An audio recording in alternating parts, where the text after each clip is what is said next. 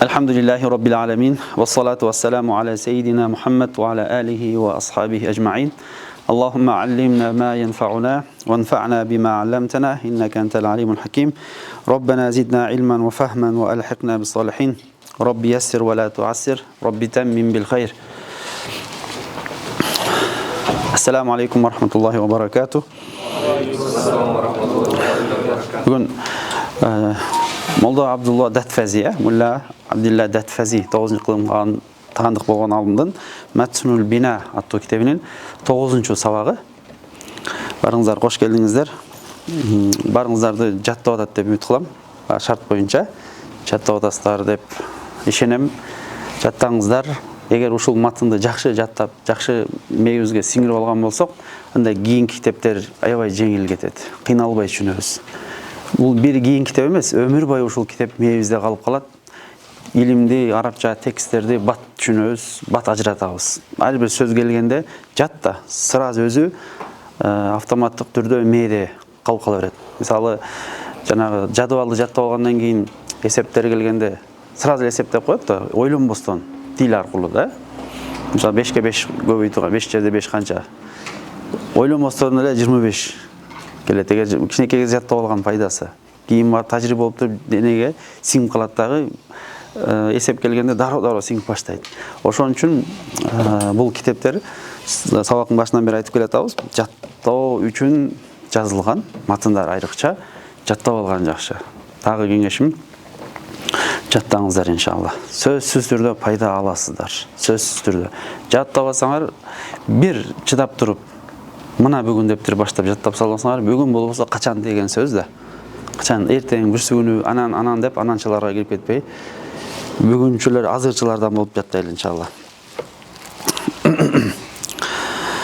Al-babu thani, qala al-musannif rahimahullah ta'ala wa nafa'ana Allah bi 'ulumihi fi ad-darain amin. Al-babu thani fa'ala yufa'ilu taf'ilan деген экинчи бапка келгенбиз. Буга чейин бир аз эскерте кетели. 35 бап бар эле. 35 баптын 6оосу суласи мужаррат үчүн. Биринчи суласи мужарратка кирүүдөн алдын феилди экиге бөлгөн элек. Суласи анан рубаи деп. Рубаи суласи мужаррат болот, Суласи мужаррат болот, анан суласи мазид болот. Ошондой эле рубаи мужаррат болот, анан рубаи мазид болот деп айткан элек. Мурунку сабактарыбызда. Ошол суласи мужарраттан максат эмне? Бир сөздүн этиштин неги тамгалары, асыл тамгалары, ашыкча эмес, өзүнүн өзөктүү негизги тамгалары. Мазид болсо ошол өзөктүү тамгага кошулгандар деп айткан элек. Мазидтен алдын мужарратка, суласи мужаррат 3 тамгадан турган этиштер. 3 тамгадан турган этиштер. Булар 6 бап деген элек. 35тин 6 бабы. Фатху, доммин, фатху, касрин, фатхатан, касру, фатхин, домму, доммин, касратан деген бул 6 баптын ар бирөөсүнүн бирден ачкычы эле.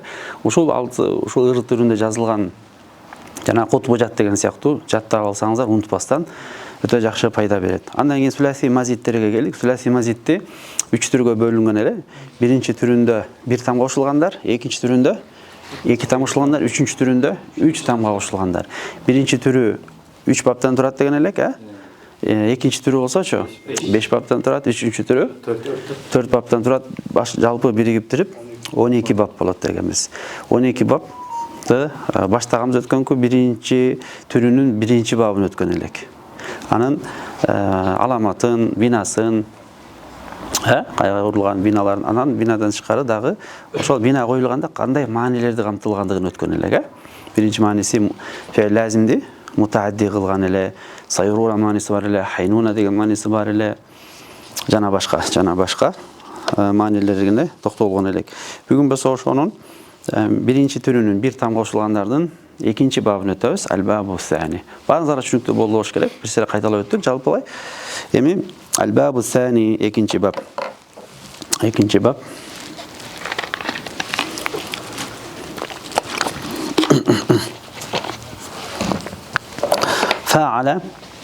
Fa'ala yufa'ailu. Схемасы чийилген өткөн сабакта. Бүгүн чийбейбиз, ошол экинчи баптан дароо эле баштай беребиз, Al-babu as-sani. Экинчи бап болду. Экинчи бап. Fa'ala yufa'ailu deyli. Fa'ala yufa'ailu. Biz daim emneni tushundirib o'tamiz. Fe'il madi, anan fe'il mudari. Ушул mazidlerden başlap özünчө bir tema başlaganбыз mazdardır. Оңгусу bir сөздүн оңгусу. Маздar дегенде кыймыл аракетти билдирген, заманга тиешеси жок, Мисалы, ушул жерде fa'ala деген сөз алалы. Бул жакта бир тамга кошулган. Бир тамга кошулган. Кайсы тамга кошулган эле? Айын кошулган эле. Башка айтканда өзү бул эмне болгон?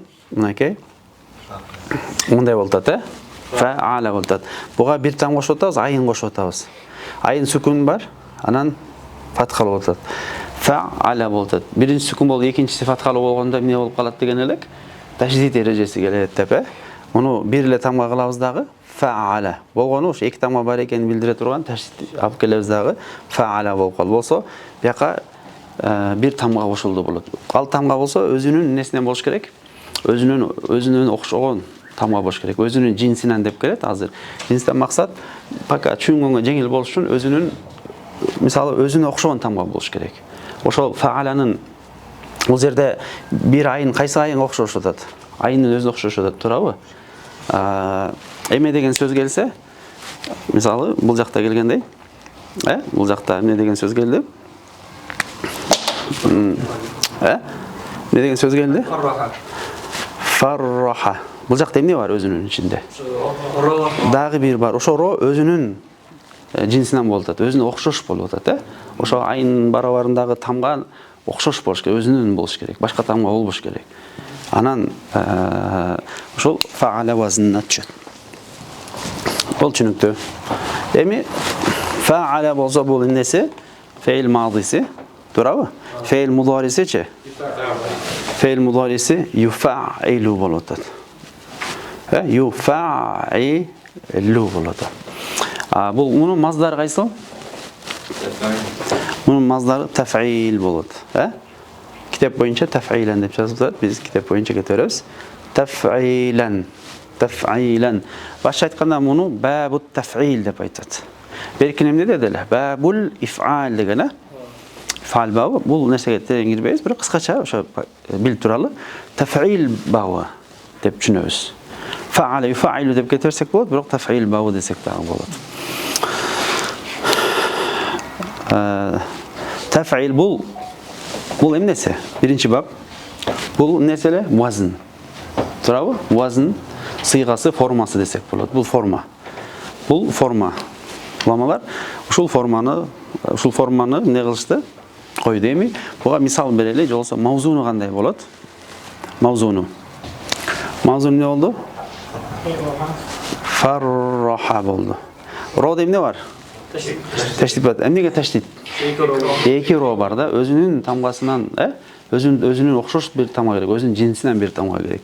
Жинсинен. Демек farraha кылабыз. Farraha. Окшоштуу фа айынын эки айын бар, таждид бар, фатхалуу. Бул дагы эки ро таждидтүү фатхалуу. Муну менен бул окшоштуу. Бул фатхалуу, бул да фатхалуу. Туурабы? Окшоштуу деп тура берели. Farraha. Yufa'ilugacha. Ошон эле бизде эмне деген сөз бар? Фарих, анан ро, ха бар да. Ошон эмне кылабыз? Ю беребиз, буга фа беребиз, таштит беребиз, юфарриху кылабыз да. Юфаррих. Эми ушул эле сөздөрдү ушул вазынга салалы. Эмне болот? Фараха деген сөздү. Тафрихан болот ошондо. Салынып атат, Тафрихан, таф'илан, таф'ил болсо тафрихан болду. Туурабы? Тафрихан, таф'илан, тафрихан. Бүт жагынан окшош атат. Могул кайсыл жагынан окшошту? Кичине могул жерде токтолуп калчу бир аз. Жакта байкам туман болуп калчу, эмне болуп атат депчи. Ошондо райдын астында эме болуш керек да. Өзү түпкү сөз кайсыл? Мазид болуудан алдын. Мазид болуудан эмне болуп атат? Айын, анан лам бар да. Туурабы? Лам бар. Бияққа қанша сөз қосыш керек бұлар? Бұл қайсы? Екі тамға қосыш керек, тура? Екі тамға. Тәф, анан? Айын қосылып атады. Тәф'илән. Тура? Тәф'илән. Айырмасы жоқ, лән, лун. Лән де беріңіздер, пока, маздар. Мұтлақ. Тәф'ил болып атады. Екі сөз қосылды ғой? Екі сөз қосылды. Маздарында да екі сөз бар. Бияғында дағы екі сөз бар. Фейл мадисінде, мудорисінде де екі сөз бар. Ақша сөздер қайсылар? Ұмытып қалыңар кеше? Ха? Неле? Бүгін? Алиома тансаху деген сөз. Жол болса, кеше сұрағансыңар менден. Арабша сады от, кеше сұрағансыңар деген. Сәәлтумуниха болды. Бұл жерде ошаның қайсынсы бар? Тәмінен я бар. Сәәлтумуниха деп. Әл-яума яум. Меқта келді. Тансаху. Демек екі сөз бар. Бұлар? Демек қошымша сөздер. Кеттік анда. Бабul сәни фа'ала юфа'илу таф'илан жолса фа'ала фарраха юфа'илу юфарриху таф'илан анан тафрихан тафрихан ошонун сөзүн алабыз. Бул жерде деп коем мен таф'ил деп болгон үчүн тафрихан туурабы? Тафрихан. Эми сизге мисал суроо. Ондай сөз бар да. Фа бар. Турабы? Анан мейл мону койлоп фасара дейли. Ушуну ушул базыңа салыңызчы. Мына фасара дегенди. Эмне беребиз? Фассара беребиз. Ушул базыңа салсак. Могу жерине эмне кылабыз? Юфассиру болот. Турабы? Юфассиру. Бияқ не болып қалады? Тафсир. Тафсир. Тафсир илми бар ба?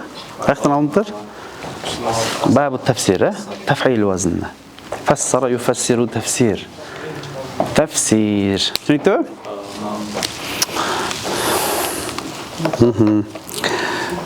Эми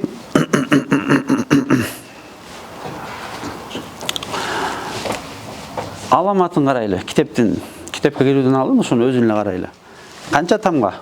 3 там. Канча? 4 да. Мунпагы бул 2 тамга деген сөз. 4 тамгалуу. Анан фа менен айындын ортосунда эмне бар? Дагы бир айын бар деген сөз. Ал айын болсо, ошол тамга өзүнүн жинсинен, өзүнүн окшош болсун. Могу жерде деле мисалы фассараны алалы. Могу жак дагы бир эмне бар? Дагы бир сим бар. Өзүнүн жинсинен, өзүнүн окшошунан болуш керек, өзүндөй тамга болуш керек деген сөз. Могу жерде фаррахан алсак эмне? Аламат эмне болуп атат? Кантип ошол экинчи баб экен деген кантип билип атабыз? Себеби бул 4 тамгалуу биринчиден, экинчиден айындагы тамгасы, айын барабарында тамгасы өзүнүн окшош бир тамга. Турабы? Фарраха болуп атат. Аламаты болуп. Ошол караңыздар.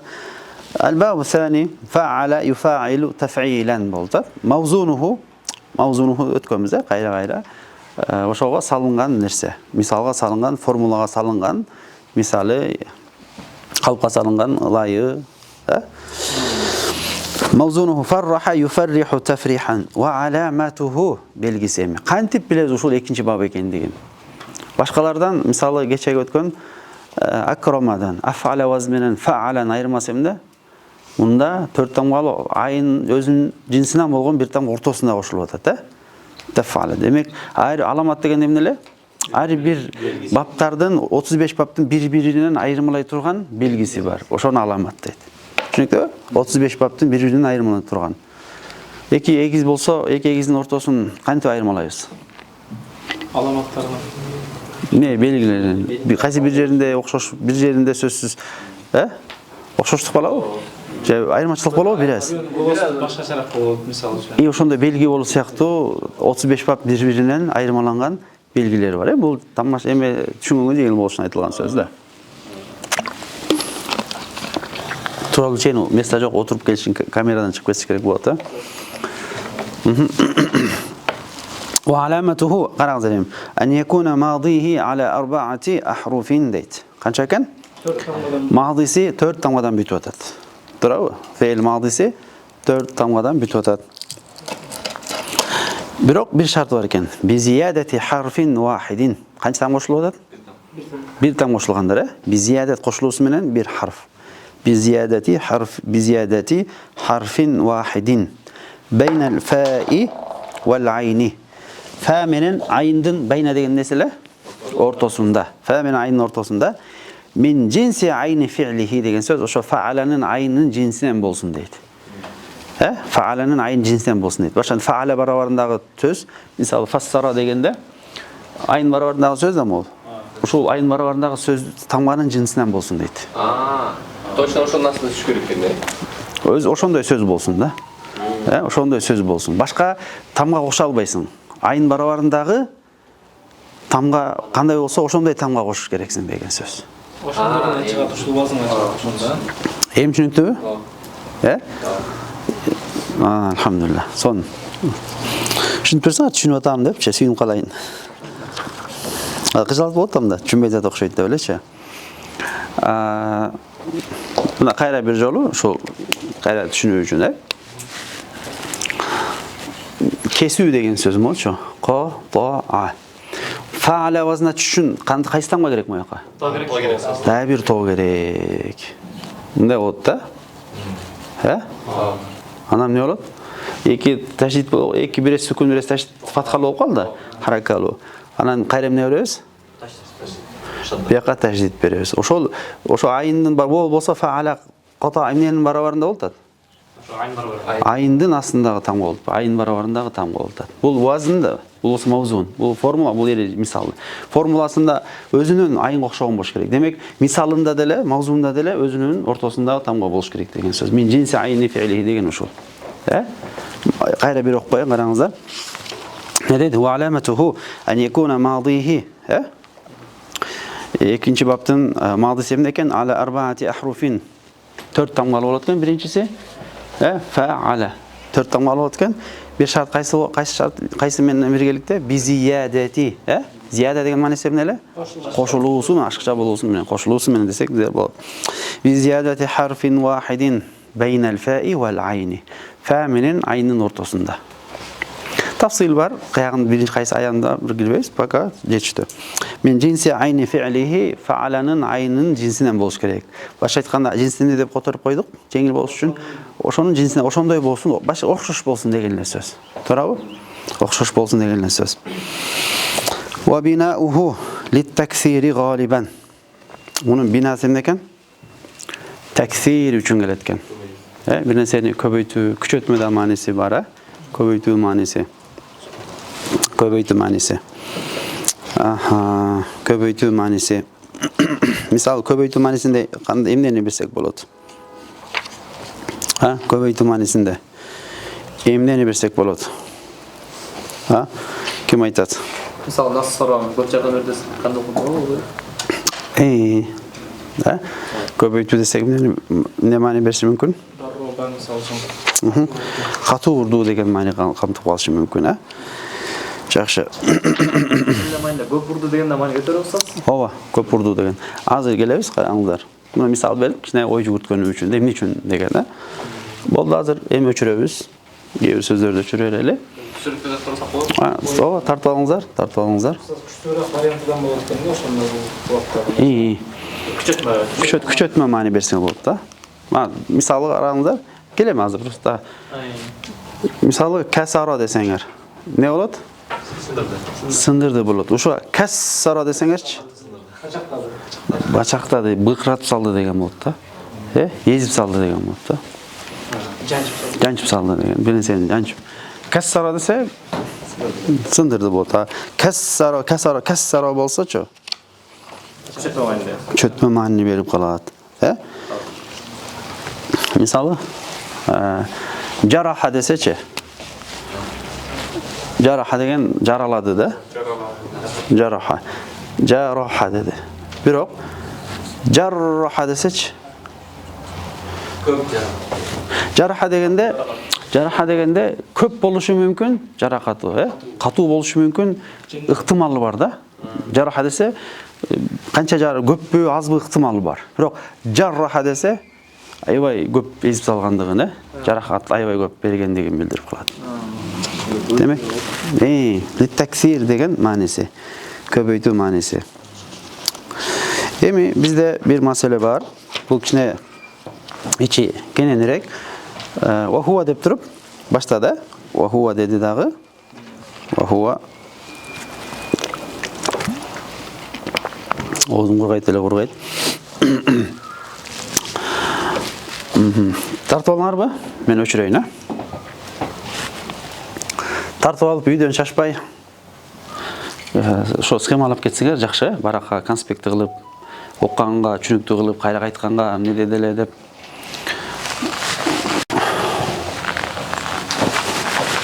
Көп нерсесин эле өчүрбөйүн. Көп нерсесин эле өчүрбөйүн.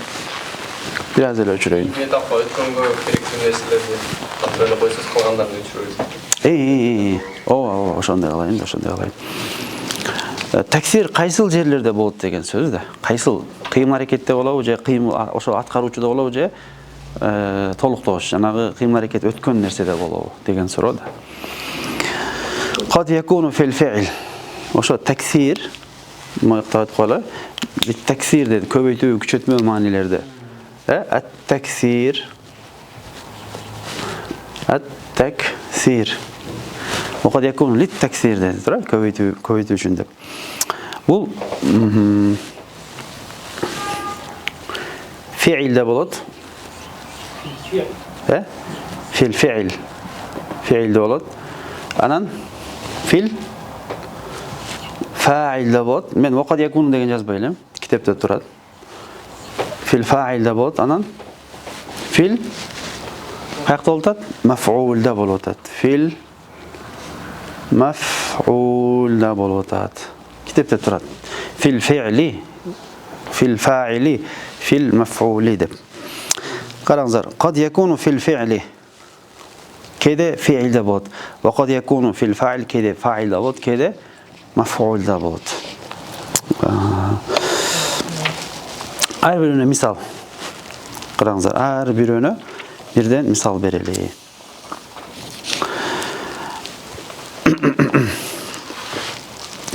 Фи'илде максат эмне? Фи'илде максат. Ошол иш аракеттин, ошол кыймыл аракеттин көп болгондугун билдирет. Ошол кыймыл аракеттин эмне болгондугун? Көп болгондугун билдирет. Мисалы, бул жердеги мисал эмне деп берди? Тавафа. Не деп айтты? Караңыздар. Не деди? Тавафа Зайдун. Тавафа Зайдун. Зайдун ал Каъбата деди. Каъбата макул. Кыймыл аракеттин көп болгондугу, башка айтканда аябай көп таваф болгондугун билдирет. Тавафту десем эмне болот? Тавафту десем, мен таваф кылдым десем. Не болот? Тавафту десем. Мен таваф кылдым. Канча таваф кылдым? Көп таваф кылдым. Аябай көп жолу таваф кылдым деген маани билип калат, Көп жолу таваф кылдым деген маани билдирип калат. Таваф кылганда тавафты баягы күчөтмө маани берсек, аябай баалага да, аябай күчөтмө кылып таваф кылып. Жанагындай эптеп эмес, ихлас менен дагы күчөтүп, аябай жандуу таваф кыл деген маани. Көп бир ошол учурда күчөтмө маани менен,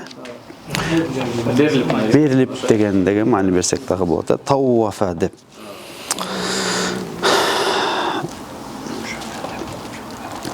Мисалы,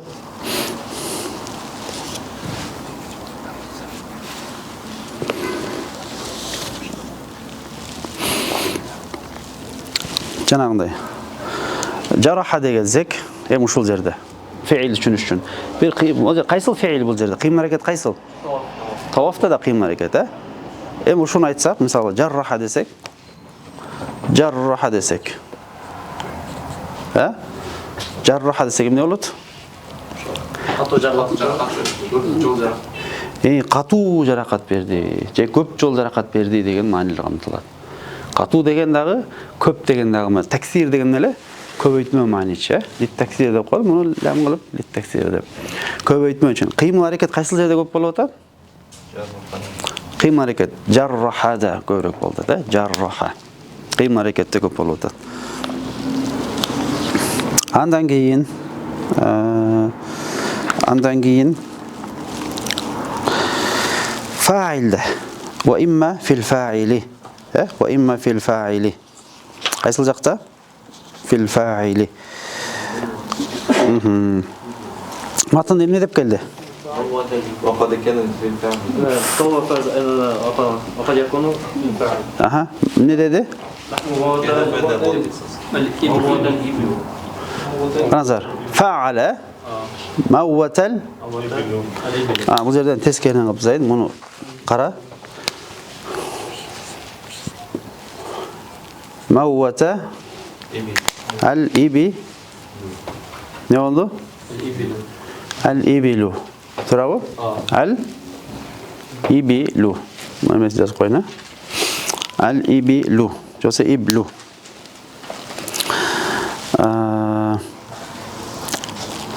Bu zerde emneni bildiriyor da. Fail kaysı bu zerde? İbil de fail. Bu fiil, bu fail. Kimler emneler ölüptür? Mavvata degen. İbil töölördün köp ölgöndügün bildirir. Mavvatal ibil dese emne bolup kalat? Töölördün köp bilgen degen. Anan faildegisi unutpağınızlar, fiil bul mutaaddi emas, lazim bolot. Faildegisi emne bolotken?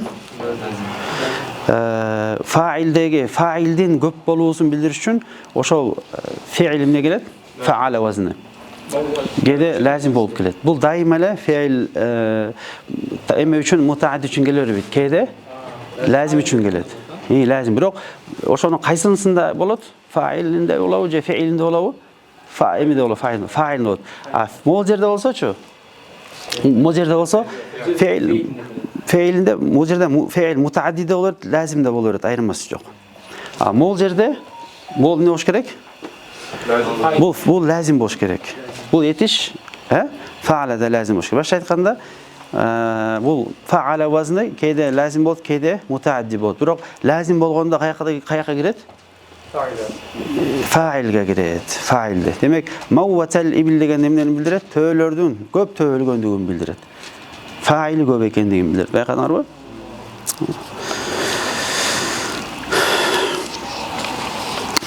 Aha.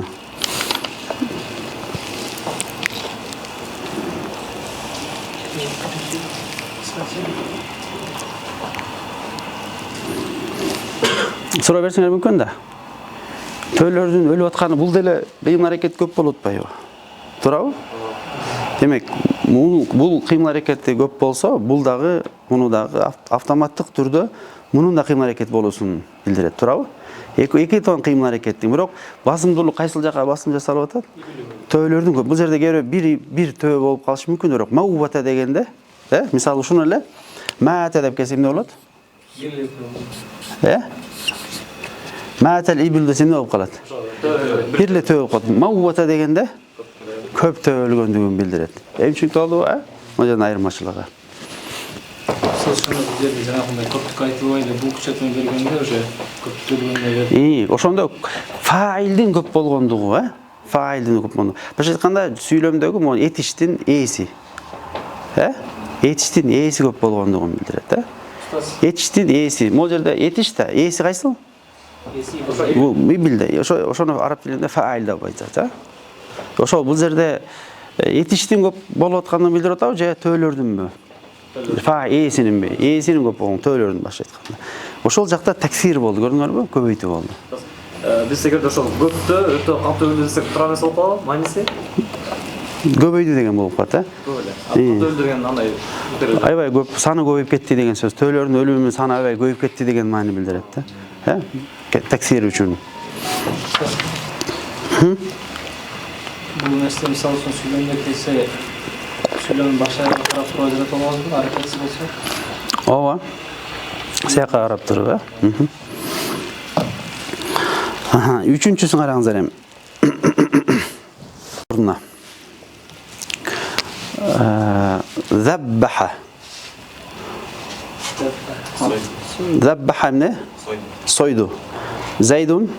Zayd soydu. Neni? El-ghanam. Aha. El-ghanama. Ne oldu şunda? Yok, soyda yok bu жерде. Nega? Қатты soyда да. Жоқ, қатты сой. Қойды қатты сойбайды да. Жұмшақ сой. Өзімде болып қалады. Көптеген қойларды сойды ол. Құрбан айтты. Көптеген қойлар сойды болады да. Заббаха Зайдун el-ghanama десе, қарап тұрсаң ғанам бірлі қой сияқты, бірақ еме келішменен, фаала уазын келішменен төөлөрдүн көп болгондугун. Ошондо карасаңыздар, бул мафулун бихке кетип атат. Жалғыз тұрса да көптік маңызды. Болды ба?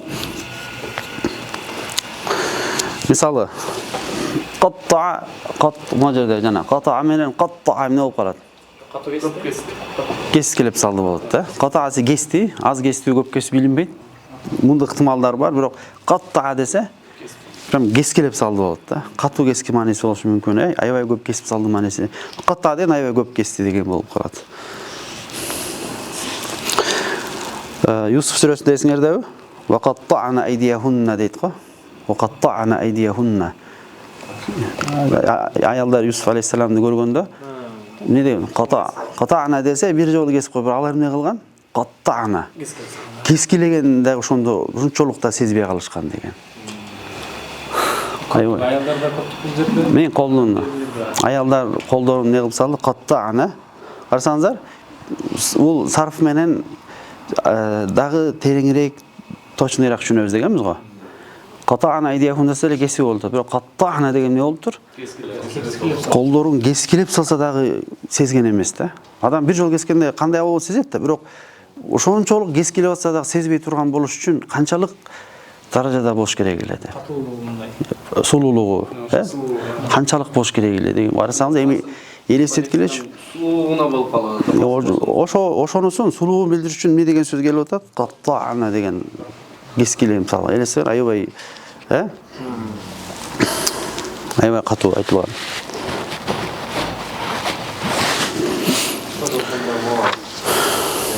Фаилде чекелик болуп келбейт экен да. Фаилдеби? Ошондо фаилдин көп экендигин билдирет. Бул лазим болсо, лазим ичинде, лазим болгондо. Бул лазим гана болот, унутпайбыз. Ошо фаилдин көп экендигин билдирет. Бул эмне деп айтты? Китепте окусаңыздар. Кеде деди же дайыма дедиби? Кеде деди. Кеде дайыма эмес, Кеде. Кеттик анда.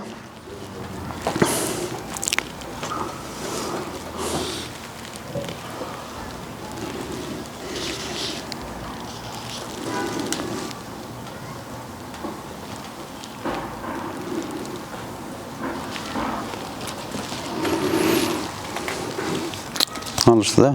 Сезбей калганчалык кандай болгон деп. Айша энебиздин дагы башка эмеси бар да, сөзү бар. Эгер ошол аялдар пайгамбарыбызды көргөндө деп эмне болот эле деп. Аны адамдар көрбөстөн баштарын кесип атат го депчи. Ушундай мааниде. Өзүн курбандык чалып атат деген. Не только колун, өзүн курбандык чалышат го деп. Кеттик анда. Эми бир сыйра бүттүк. Ушул фа'ала вазынын жанагы аф'ала вазын сыяктуу бир канча маанилери бар. Кыскача токтолуп коелу, Өчүрүп берейинби? Сыркы тартып алыңыздар. Мындай чыгып турайын. Записти токтотуп коюп туруп жазып алышат да. Жана сайтта кандай. Ти камерадан да тартып койсо жакшы болот эле да. Камерадан чыгарып өзүнчө, Под видео кеткенде болот эле да. Аны ушул иштеп аткан бияктагы Гүлжигит агайга аны эметпей эле, эме болуп калбасын, бузулуп кетпесин да.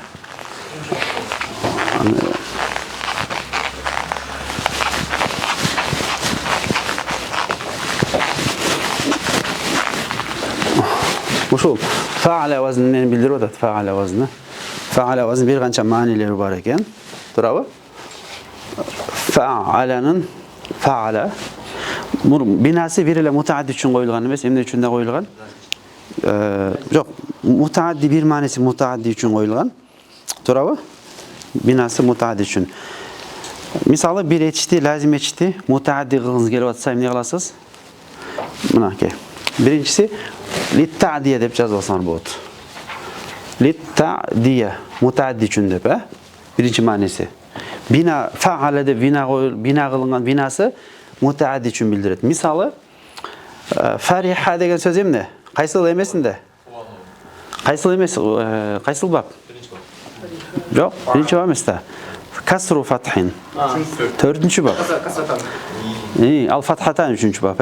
Fathu dommin, fathu kasrin, fathatan, kasru fathin. Fariha. Fariha kuvanı olca, bu fiil lazım.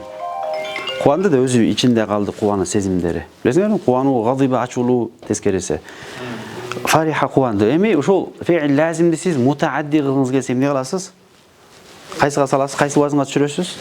Fa'alaga түшүрөсүз. Ошону эмне окуат? Farraha дегенде кубандырды болот дегени. Кимди кубандырды? Farraha Zaydun. Кээде Zayd кимди? Амрды кубандырды болот, белекселек берип. Сыйлады Акрама. Акрама Zaydun Amron деп сыйлагандан кийин белекселек бергенден кийин анан аны эмне деп айтат бер жакта? Farraha Zaydun Amron. Zayd Amr'ды sүйүндүрдү. Эмне кылып sүйүндүрдү? Сыйлап урмат кылып. Я? Демек, мутаадди кылыңыздар келсе, эмне кайсы вазынга салабыз? Фа'ала вазынга салабыз. Хаража чыкты. Турабы? Zayd чыкты, бул лазим чыгуусу. Хаража эмне болду? Zaydun болду. Эми ушуну хаража деген бул фейл лазим. Унутчамат, кайсы фейл болсун, лазими мутаадди билиш зарыл, билиш. Ошого жарашмай чыгат да. Бул фейл лазим. Анан ошо мутаадди кылып келип атабыз. Кайсы вазынга салат экенбиз? Ошондо эмне кылабыз бул жерде? Хаража кылабыз. Zayd өпкөсүн үздү. Анан урматтады. Анан эмне кылды? Sүйүндүрдү, сыйындырганда эмне болду анан? Анан Харраж Zaydun Amrun. Чыгарып үйдө болуп кеттим деп. Азыр уруп коем аз кайра деп. Чыгарып салды. Тамаша го мунун баардыгы. Zayd менен Амр согуш эле жүрөт. Харража болду. Харража. Чыгаруу.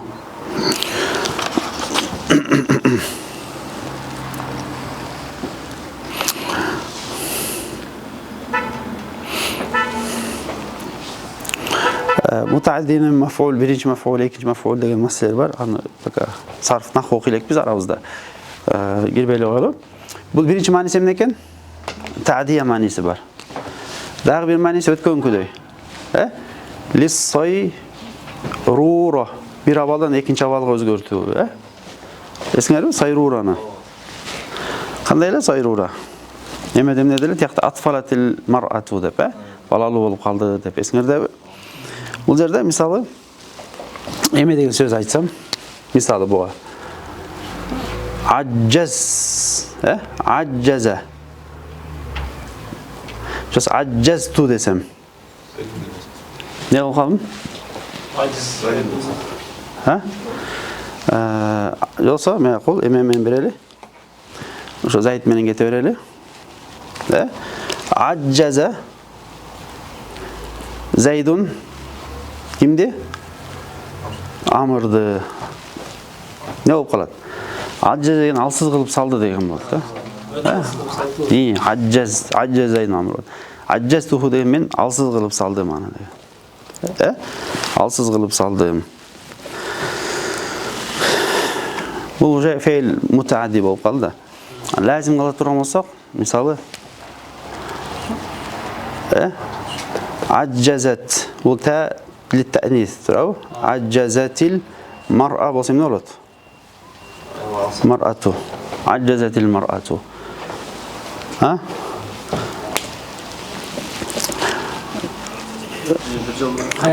Сайрура эмне эле айлануу болчу, бир абалда экинчи абал айланып калды. Бул жаш Аял болса, эмне ажуз болуп калды деген сөз. Ажуз максаты эмне? Картайып калды деген сөз. Картайып калды деген маани алды. Жаш батыла картайып калды дечү. Жок, бир аял картайып калды деген сөз болот да. Аджазатил мар'a десе эмне болуп калат? Аял картайды. Жокса аджаза рожул десеңиз эмне болуп калат? Өтө картайып калды. Өтө картайды эмес, карыялык убагы келди деген сөз да. Туурабы? Жашы өттү, анан жаш өткөндө эмне болот адам? Картайганда эмне болот адам? Алсыздайт. Алсыз болду деген. Картайды деген маани билдирет, кемпир болду деген мааниси да бар. Камтылат дегеним. Бул мааниси. Андан кийин бир нерсеге таандык кылуу мааниси бар. Бүтүп салбайлыбы, Бүтүп салалы. Эмеге чейин.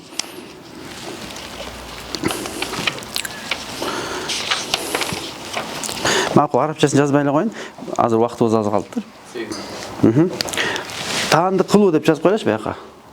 Бир нерсеге таандык кылуу. Таандык кылуу деп жазып койгула. Таандык кылуу бир нерсеге. Неге таандык кылабыз? Мисалы, галлатту зайдан десем,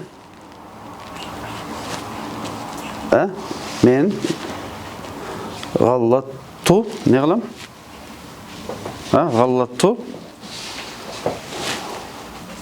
зайдан зайтты галлатту дегенде галлата, жоса фассака, каззаба. Мен аны эмне кылып койдум? Сен ката кылдың деп айттым деген сөз. Катага чыгаруу. Ката кылуу, катага чыгарып коюу. Мисалы, фассака зайдун амрон десекчи. Фасқа чыгаруу, фасқа таандык кылып койду. Фассака зайдун амрон эмне болот? Ошо зайд амрды фасқа чыгарып. Фасқа чыгарып койду. Фаск деген сыфатка таандык кылып койду болот. Каззаба болсочу. Көрдүңөрбү? Ошо бир нерсеге таандык болду. Каззабаху дейт. Каззабаху се Куранда келген фаин каззабука деп. Эгер сени жалганга чыгарышса каззабука. Фаин каззабука. Каззаба дегенде эмне болду? Каффара дегенде эле ошол. Каффара десе эмне болуп калат? Куфурлукка чыгарды болот да. Такфир деген эмне болуп калат ошондо? Такфир деп, такфиристер деп. Ошол фаала вазында. Такфиристер, Алла сактасын алардан. Не кылып атат? Адамдарды кафирлыкка, такфирликке, кафирлыкка чыгарып коюу болот. Такфир кылды деген эмнени түшүнөт экен? Кафирлыкка чыгарды кылат да. Ушул вазындан, ушул мааниден. Бир нерсеге таандык кылуу, чыгаруу маанилер. Көрдүңөр, сарфты окуганда кандай пайдалар башталат. Анан дагы бир мааниси i'tiqad дегеле, ишеним. Мен ишендим деп айтып. I'tiqad мааниси бар. Ушул фаала вазындан ишеним мааниси. Мисалы, ваххада десем болот. Ваххада. Ваххада Аллах. Ваххада зайдун Аллах десе, жоса ваххатту десем, ваххаттуллаха десем, Аллах Тааланы Аллах Таала жалгыз деп ишендим болот, i'tiqad кылдым. Таухид деген сөз аяктан келиптир. Вахадан аллах. Көрдүңөрбү? Фаала фаилунан бизде тафил эмес беле? Таухид. Көрдүңөрбү? Кайсыл вазындан келген. Демек таухид деген эмне илим экен? Аллах Тааланын жалгыздыгын ишенүү, жалгыздыгына излей турган илим болуп калат да. Жалгыздоо, Аллах Тааланы жалгыз деп ишендим деген маани берет. I'tiqad мааниси бар экен. Андан кийин бир тарапка багыт алуу болуп калат. Бир тарапка багыт алуу. Ошол сөздүн өзүнөн маани чыгат. Мисалы, шарк деген не деген сөз?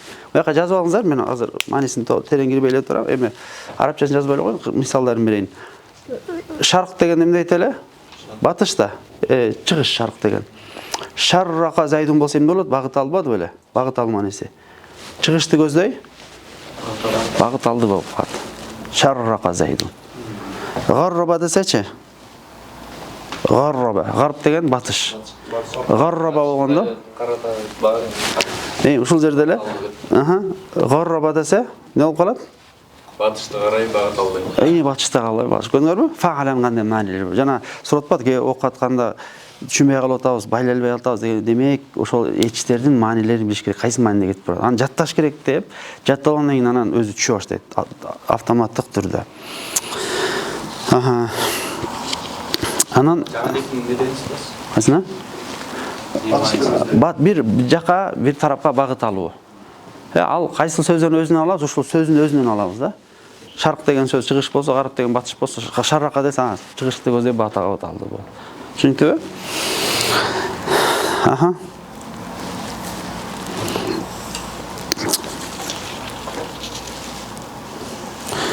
Дагы бир мааниси, өткөндө айткандай, сәлп мааниси. Жанагы изале деп айтпадык белек өткөндө. Сәлп. Бир нерсени бир нерседен алуу. Мисалы,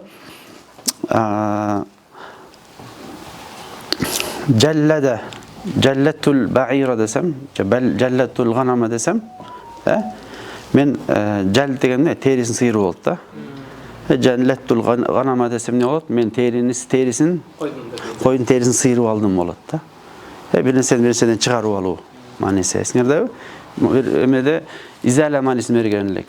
Шакауту илал кади фа ашкани. Кадыга мен арыздандым, мен маселемди чечип берди, кетирди деген маани. Ошол сыяктуу марраттул марида десек, марратту марида. Эмне болуп калат? Маррада, фаала өзүн. Ооруганын не кылдым? Сакайттым, оорусун айыктырдым деген болуп калат, да? Устаз, жана азыр мына эчтин башкача маанилерин бергенин айтып атасыз да? Ооба. Ушул фааланын маанилери. Бир эле эмне маанилер келет деп карасаңар, ошондой маанилер келет. Сайрура мааниси келет. Андан кийин ихтисар хикая деп коет. Баягы Аллаху акбар деп айтты дегенде эмне деп коет? Каббара деп айтат. Алхамдулилла дегенде эмне деп коет? Алхамдулилла деп айтты деген эмне деп коет? Мына фаалага салабыз. Хамида деген сөздү. Хаммада болот. Ошону не болуп калат? Алхамдулилла деп айтты деген сөз бир сөзүнөн хаммада дейт. Лабба десечи. Лаббайк Аллахумма лаббайк, лаббайк ла шарика лак. Деп талбия айтты деген не болуп калат? Лабба болуп калат. Көрдүңөрбү? Ошо ихтисар хикая бир сүйлөмдү кыскартуу. Бир сүйлөмдү кыскартуу. Эми субханалла, субханалла, субханалла, субханалла дегенде не коет? Саббаха дейт. Субханалла, субханалла, субханалла деп айтты кечке айтты дегенде эмне коет? Таксир эле го, көп айтты дегенде бир сөз менен саббаха. Саббаха лиллахи ма фис самавати. Эсиңерде? Саббаха деген мааниси бар. Жана башка маанилери бар. Биз иншалла бүгүнкү 9-сабагыбызда ушу менен жыйынтыктайбыз. Аллах таала баарыңыздардан ыраазы болсун. Жаман көз сөздөрдөн алыс кылсын. Баарыңыздарга, ишиңиздерге, жашооңуздарга, сабактарга берекесин берсин, ийгилигин берсин. Алхамдулиллахи роббил аламин.